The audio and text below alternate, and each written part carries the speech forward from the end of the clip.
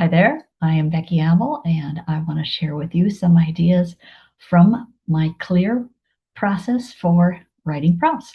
And because we know that one of the most important things that we can do when we are using artificial intelligence is get really good at giving it directions. And this is from my latest book, which is called How to Talk AI, and using the simple 5-step process to get what you want from AI. So let's take a look at this, and I'm going to take you to step number 2, which is the letter L. Let's take a look.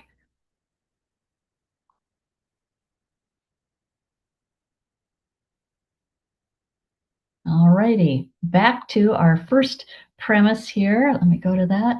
And again, we're talking about clear, C-L-E-A-R. Each letter stands for a concept.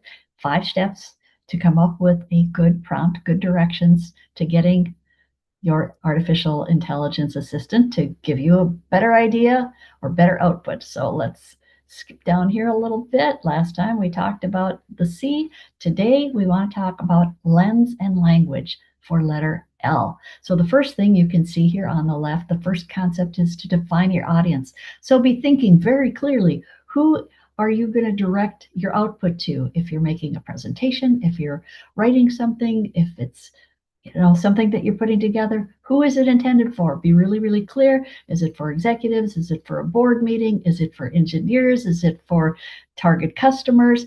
Really, really be clear and put that into your prompt. The way I do it is I tell it that it is an expert on such and such, or I'm sorry, that's for role. What I do is I tell it, this is who I want to direct this information to. Here's my audience. My audience is small business owners, for example. Okay, next part of lens and language is set the tone. And here you want to tell your artificial intelligence assistant if you want things to be formal, casual, do you want to be friendly, do you want to be lighthearted? Just set the tone as if you were creating possibly a scene in a movie or a scene for a play or writing something in a book where you want to be very descriptive. The next part is use relevant terms, because when we are communicating, if we're in a very specific area, a specific audience, there's probably certain language that we use in common. So use the kind of language that's appropriate. And keep in mind that context, setting the stage, is really everything. And here we talk about using the lens as a metaphor to really think about, what do you want to capture? Who is this for? What do you want to catch, as if you were taking a picture? Let's take a look at an example. Here's lens and language, and here is obviously one that does not hit the mark. Explain features of our packaging. Again, most of these come in the realm of focusing on product development or developing a new product. So let's take a look at something that looks a little bit better. And for this one, you can see we don't have an audience, we don't have tone or context. So again, here we go. AI has to guess. We don't want AI guessing what's in our mind. Nobody wants to be a mind reader. And then let's take a look at a better one example here. So the good example is shown here. Write product packaging recommendations for a presentation to sustainability-minded executives.